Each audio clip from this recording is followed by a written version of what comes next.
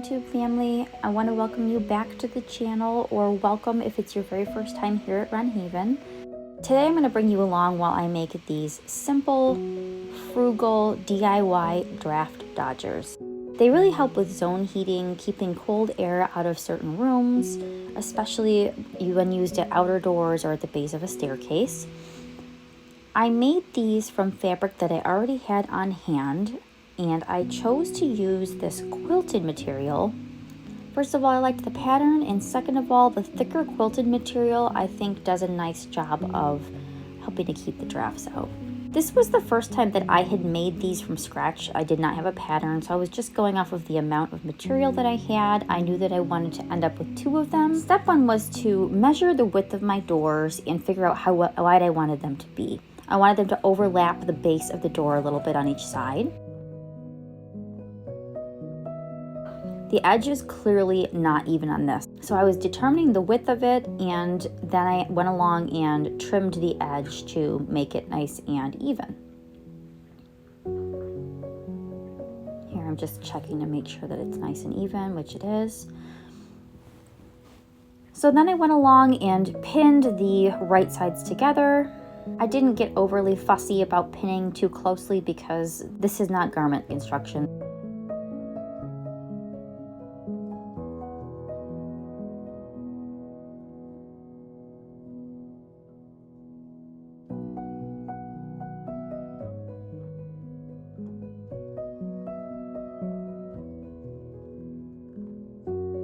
Then I went to my sewing machine where I just did a simple running stitch.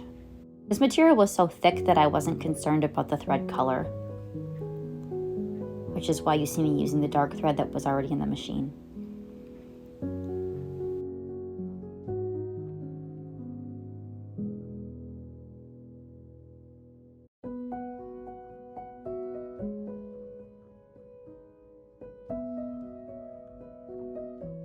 I reinforced the spot there where I hit the colored pin because that's the area I had marked off for my opening.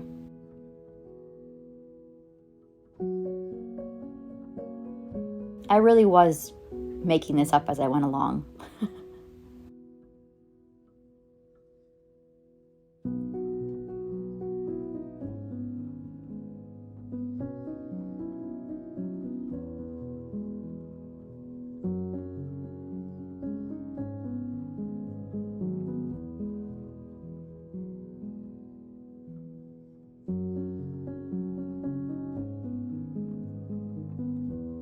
So just straight stitching along and then reinforcing again when I got to the spot I had delineated for my opening.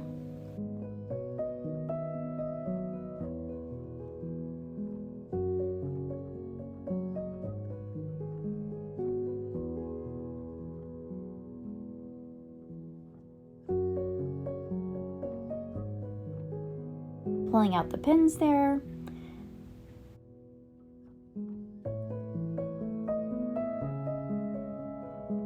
And then going along with my gingers and just trimming the seam allowance down a little bit since the material was so thick, and I wanted to round the corner a bit so it would be easier to invert the fabric tube when I got to the point of turning this right side out.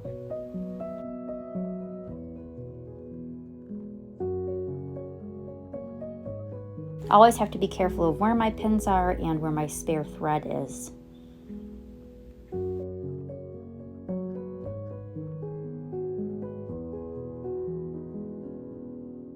Okay, so I've trimmed all the seam allowance down.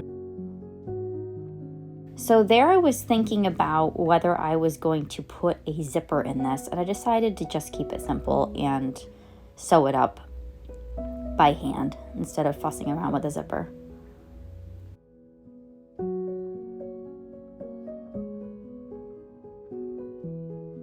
Geez, it was a real struggle to get this turned right side out at first.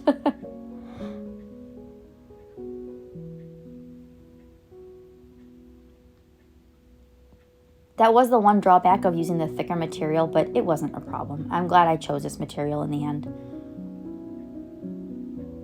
Okay, so you can see I've gotten it turned right side out. I'm smoothing it out to make sure it's nice and even, which it does look good. The finished product was about 4.5 inches wide by the time I was done with the seam allowance, etc. Okay, so what I chose to fill this with was actually not the traditional beans or rice. I don't care to use those because I think that can have the potential for attracting rodents, especially when it's in storage.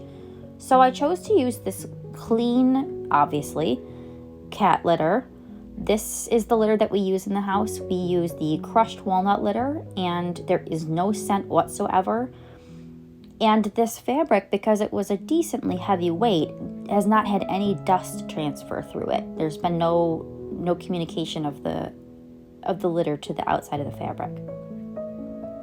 And here I'm just going to close it with a simple whip stitch. Obviously, I used a lighter thread on this portion because this is going to be more visible to the eye.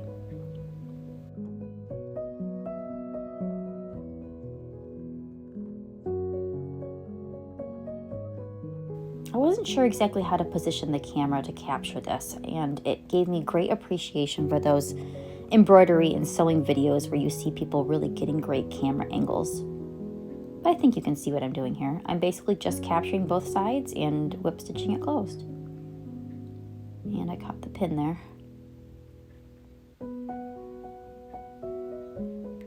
Hand sewing is such an incredibly useful skill. You don't need to know all the fancy stitches, but just being able to close a seam or make a quick repair to some clothing, I have found to be so invaluable.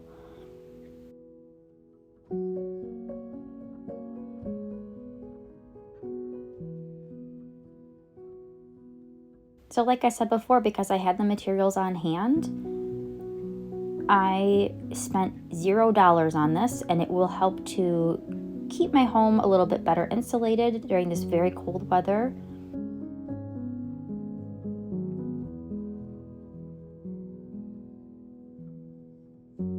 Here's my close-up seam. My stitches aren't totally perfect, but they sure did the job.